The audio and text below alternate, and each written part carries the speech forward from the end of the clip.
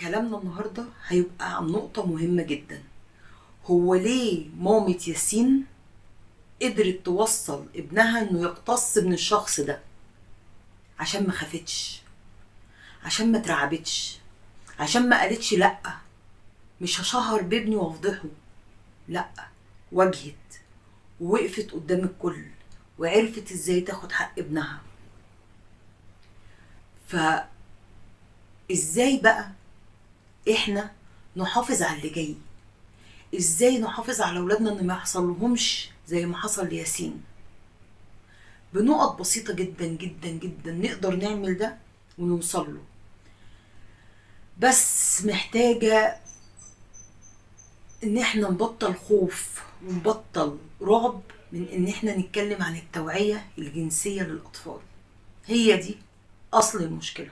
طيب انا كأم اعمل ايه عشان احافظ على ابني او بنتي من ان محدش يعتدي عليهم جسديا زي ما حصل مع ياسين؟